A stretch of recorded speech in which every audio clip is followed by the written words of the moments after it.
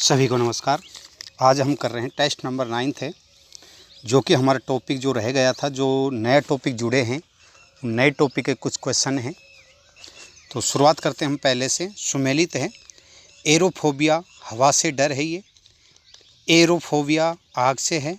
Hydrophobia पानी से है और आक्लोफोबिया भीड़ से है। अर्थात ये सभी राइट हैं। एरो को मतलब होता है हवा, तो हवा हो गया। पेरो का होगा आग और हाइड्रो H2O जो पानी से बनता है, तो ये पानी से होगा। इस तरीके से कुछ आप याद कर सकते हैं। स्क्रोफोबिया जो कि ऊंचाई से है। पैथोफोबिया रोग से है और क्लाउस्ट्रोफोबिया ये बंद जगह से है। प्रश्न नंबर 2, मानसिक स्वास्थ्य अधिनियम 1987 का स्थान कब व किसने लिया? ये मानसिक स्वास्थ्य देखभाल अधिनियम 2017 ने लिया। प्रश्न 3, किसी भी योग्य व्यक्ति के प्रभाव से व उसके मधुर व्यवहार से बीमार व्यक्ति का सही हो जाना प्रभावित होने वाला कौन सा कारक है? ये फ्लेशियोबिया प्रभाव है ये। इससे किसी व्यक्ति के मधुर व्यवहार को देखकर बीमार व्यक्ति भी सही हो जाता है, जैसे अपन बच्चे को चॉकलेट देकर उसको सही कर देते हैं। हेलो प्रभाव क्या है ये संज्ञानात्मक पूर्वाग्रह है। किसी को देखकर उसके हाव भाव से उसके व्यक्तित्व के बारे में गलत धारणा या पूर्वाग्रह बना लेना ही हेलो प्रभाव है। रिसेंशिया प्रभाव क्या है? ये आवर्ती प्रभाव होता है। ये सबसे अंत में प्राप्त होने वाली सूचना की प्रबल भूमिका मानता है।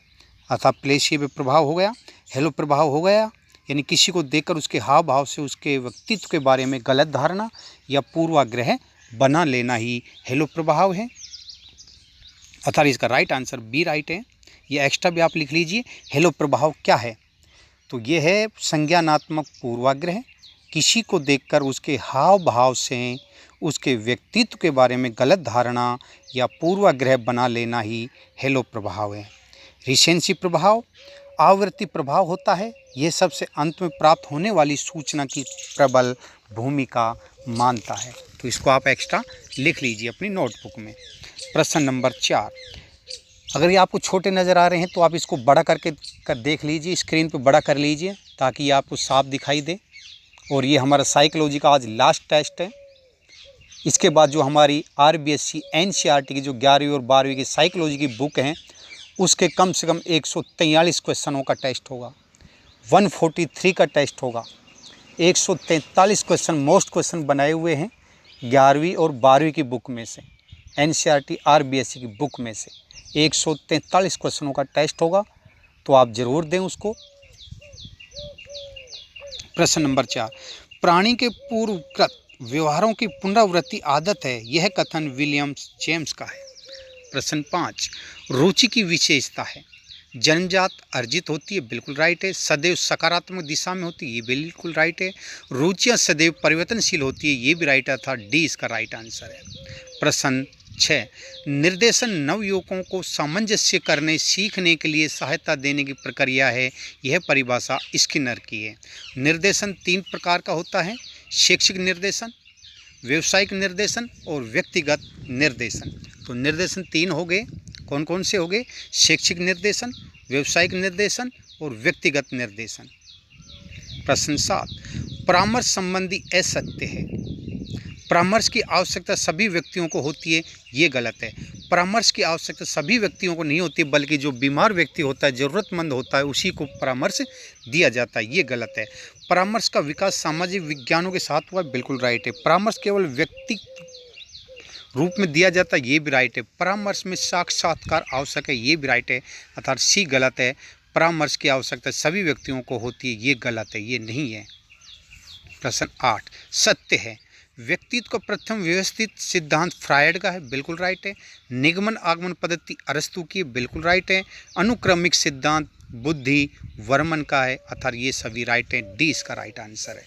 प्रश्न 9, शिक्षण संबंधी सही नहीं है, शिक्षण औपचारिक प्रक्रिया है, बिल्कुल राइट है भाई, ये तो इसका स्वरूप व्यापक है, ये गलत है। शिक्षण का नहीं है बल्कि शिक्षा का है। शिक्षण का रूप सीमित है, व्यापक नहीं है। यह जीवन पर्यंत चलने वाली प्रक्रिया है, ये भी गलत है। जीवन पर्यंत शिक्षण नहीं चलता है, बल्कि एक निश्चित समय तक चलता है, जिसको हम संकुचित प्रकरण भी कहते हैं। यह पाठ्यक्रम पर आधारित रहता है, ये भी राइट है। अर्थात इसमें से कौन सा गलत है? इसका स्वरूप व्यापक है, ये तो ये गलत है। ये जीवन पर चलने वाली प्रक्रिया, ये भी गलत है। अर्थात इसका व्यापक है, ये शिक्षा का है। और जीवन परिवर्तन चलने वाली, ये भी शिक्षा का है, शिक्षण का नहीं है। तो 2 और 3 रॉन्ग है, अर्थात बी राइट आंसर। प्रश्न 10,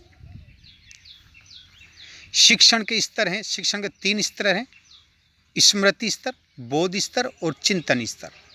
प्रश्न नंबर 11, स्कूल शब्द स्कूला से बना है जिसका अर्थ अवकाश है। ये किस भाषा का शब्द है? यानी स्कूल किस भाषा का शब्द है? तो ये लैटिन भाषा का शब्द है। प्रश्न 12, सुमेलित नहीं है। शैक्षिक पर्यटन, सरस्वती यात्रा, क्रो एंड क्रो है, ये गलत है भाई। अन्वेषण विधि आर्मस्ट्रांग की, ये भी राइट है। प्रश्नोत्तर विधि सुकरात की है, ये भी राइट है। प्रोजेक्ट विधि किलपेट्री की है, ये भी राइट है। अर्थात ये पहला रॉन्ग है। प्रश्न 13, भारत सरकार के MDR की पहल पर प्रोफेसर यशपाल की अध्यक्षता में कितने विद्वानों ने विचार विमर्श किया? ये टोटल 38 विद्वानों ने किया और 21 समूह पर फोकस किया था। तो भारत सरकार ने किसकी पहल पर? MRD की पहल पर। किसकी अध्यक्षता में? यशपाल की अध्यक्षता में विचार विमर्श किया गया। तो इसमें से 3 क्वेश्चन बन चुके हैं। प्रश्न नंबर 14, NCF 2005 का प्रारंभ, सभ्यता व प्रगति, ये किसका निबंध है जिस पर ये शुरुआत हुई थी? ये रविंद्रनाथ टैगोर का निबंध है जिसका नाम है सभ्यता व प्रगति। प्रश्न 15, कौन सा कथन सही है? प्राथमिक कक्षा 2 तक कोई गृह कार्य नहीं देना चाहिए, बिल्कुल राइट है। कक्षा 3 में 2 घंटे प्रति सप्ताह तक गृह कार्य देना चाहिए, ये भी राइट है। उच्च प्राथमिक में 1 घंटा प्रतिदिन, उच्च माध्यमिक और माध्यमिक में 2 घंटे प्रतिदिन, अर्थात ये सभी राइट हैं।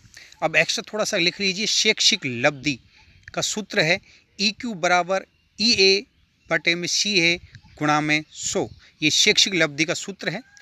उपलब्धि लब्धि है AQ बराबर EA बटे में MA गुणा में 100। EA का तात्पर्य शैक्षिक आयु, MA का तात्पर्य मानसिक आयु, CA का तात्पर्य वायु वो वास्तविक आयु, EQ का अर्थ है शैक्षिक लब्धि और AQ का अर्थ है उपलब्धि लब्धि। अर्थात ये हमारे कुछ एक्स्ट्रा हो गए हैं। टोटल क्वेश्चन 15 हो चुके हैं साइकोलॉजी में। अब 15 में से आपके कितने राइट हैं ये ज़रूर आप कमेंट बॉक्स में भी करें और ग्रुप में भी सेंड करें। नेक्स्ट टेस्ट होगा हमारा जो कि 18 को है और 18 को होगा हमारा 11 और 12 की जो NCERT RBSE की बुक हैं उनके क्वेश्चन होंगे और वो क्वेश्चन है 143 क्वेश्चन है। कितने क्वेश्चन है? 43 क्वेश्चन है। 4 टेस्ट हैं, किसी में 25 क्वेश्चन है, किसी में 28 क्वेश्चन है, किसी में 34 क्वेश्चन है। तो इस तरीके से टोटल क्वेश्चन हो गए 143। तो 143 का टेस्ट होगा कल।